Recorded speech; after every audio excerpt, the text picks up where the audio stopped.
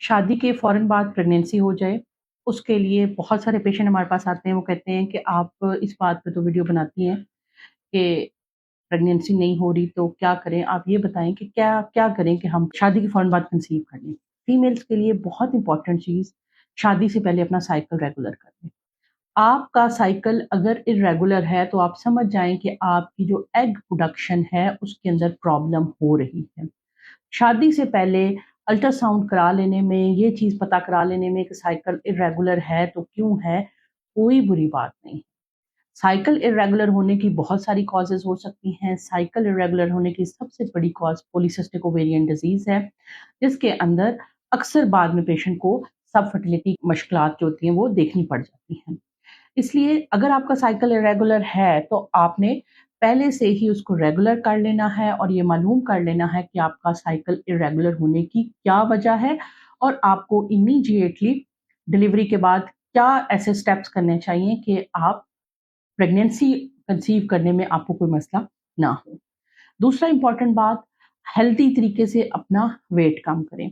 हमारे पास पेशेंट आते हैं, वो स्टारवेशन मोड के ऊपर जाके अपना वेट कम करते हैं, यानी कि वो बिल्कुल पूरे दिन में जो है वो कह रहे होते हैं कि हम कुछ नहीं खाते। वो जो वेट लॉस हो रहा होता है, वो आपका मसल, आपका फैट और आपका सब लॉस कर रहा होता है। हेल्दी तरीके से वेट लॉस करने का मतलब ये है कि आप अपनी बॉडी को ओवर स्ट्रेस्ड ना करें। जब आप स्टारवेशन मोड में जाते हैं तो आपकी बॉडी के अंदर स्ट्रेस हार्मोन कॉर्टिसोल निकलता है जो कि मज़ीद बॉडी के अंदर हार्मोनल इम्बैलेंसेस को क्रिएट कर सकता है। तो लिहाज़ा आप अपनी हेल्दी तरीके से प्रोटीन, हेल्दी फैट्स और कार्बोहाइड्रेट को छोड़ के अपना वेट को कम करें और वेट ज़रूर कम करें। शादी से पहले वेट को कम करना आपकी फर्टिलिटी को बूस्ट करने का बहुत इंपॉर्टेंट स्टेप हो सकता है। अगर आप शादी के फ़ौरन बाद इस प्लान के साथ शादी कर रहे हैं कि आपने कंसीव करना है, तो आपको कुछ फर्टिलिटी टॉनिक्स ले लेने चाहिए शादी से पहले, जिसके अंदर के vitamin D, omega 6, folic acid और कुछ ज़रूरी जो मिनरल और विटामिन जो कि फर्टिलिटी को बेहतर करने के लिए ज़रूरी हैं, वो मौजूद होना ज़रूरी है।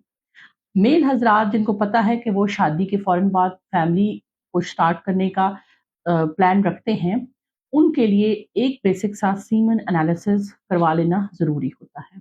मेल हज़रात में ये गलतफ़हमी पाई जाती है कि अगर वो सेक्सुअल इंटरकोर्स अच्छा परफ़ॉर्म कर सकते हैं, तो उनकी फर्टिलिटी बिल्कुल सेट है। ये दोनों डिफरेंट चीज़ें हैं। मेल के अंदर ऐसे मेल्स भी मौजूद हैं जो फिज़िकली बिल्कुल फिट होते हैं, लेकिन उनके स्पर्म पैदाइशी तौर पे ज़ीरो होते हैं। और ऐसे पेशेंट भी मौजूद हैं जिनके स्पर्म्स बन रहे होते हैं लेकिन उनके सीमन एम्प्टी निकल रहे होते हैं और वो फिजिकली बिल्कुल ठीक होते हैं। एक बेसिक सीमन एनालिसिस आपके फर्टिलिटी स्टेटस को क्लियर कर सकता है और अगर उसमें कोई प्रॉब्लम है तो हम पेशेंट को उसमें हेल्प आउट कर सकते हैं। मेल पार्टनर वेट लॉस के साथ-साथ जितनी भी रिक्रिएशनल ड्रग, अल्कोहल, स्मोकिंग या जो कोई और पिल्स वो ले रहे हैं, उनको शादी से 2 से 3 महीने पहले मुकम्मल तौर पर छोड़ दें। इम्पॉर्टेंट चीज़ दोनों कपल के लिए ये है कि हमारे यहाँ सेक्सुअल काउंसलिंग नहीं होती है। पेशेंट हमारे पास आते हैं शादी के फ़ौरन बाद, हम उनसे पूछते हैं कि आपका जो है वो सेक्सुअल इंटरकोर्स बिल्कुल ठीक है, तो वो उनका सेक्सुअल इंटरकोर्स प्रॉपर्ली नहीं हो पा रहा होता और वो इसलिए कि हमारे यहाँ सेक्स एजुकेशन की बहुत कमी है और बाज़ औक़ात पेशेंट इस जो मुबालगे में होता है कि मेल का सीमन शायद फ़ौरन बाहर निकल आता है, तो इस वज़ह से प्रेगनेंसी नहीं हो रही।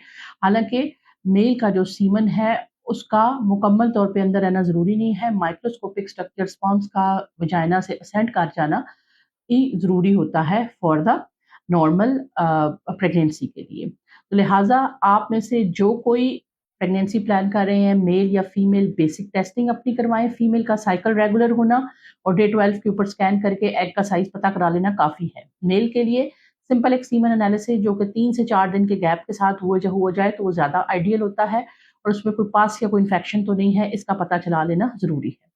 इसके अलावा fertility tonics male as well female के लिए अवेलेबल होते हैं। शादी से 2 से 3 महीने पहले हकीमों के शादी कोर्स करने से बेहतर है कि आप प्रॉपर फर्टिलिटी टॉनिक्स लें, हेल्दी डाइट लें, अपना वेट लॉस करें और कोशिश करें लोअर बॉडी वर्कआउट ज़्यादा करें। अल्लाह ताला ने हमारे जो रिप्रोडक्टिव ऑर्गन्स हैं, وہ مڈل آف دا باڈی کے اندر پلیس کیے ہیں. اگر آپ لوور باڈی ورک آؤٹس زیادہ کرتے ہیں جس میں کہ رننگ، جس میں کہ واک وغیرہ شامل ہے، یا جو جمپنگ ایکسرسائزز ہیں، اس سے کیا ہوتا ہے کہ automatically cardiac out put direct ہوتا ہے لوور باڈی کی طرف، جس سے پیلوس کے اندر بلڈ کا فلو نہ صرف زیادہ ہوتا ہے بلکہ کارڈیک ریٹرن بھی بہتر ہوتا ہے، جس سے آپ کی جو ریپروڈکٹیو آرگنز ہیں وہ ایفیشینٹلی کام کرتے ہیں، اور ہارمونز کی سپلائی اینڈ کلیئرنس بہت افیکٹولی ہوتی ہے، اور آپ کی فرٹیلیٹی بوسٹ کرتا ہے.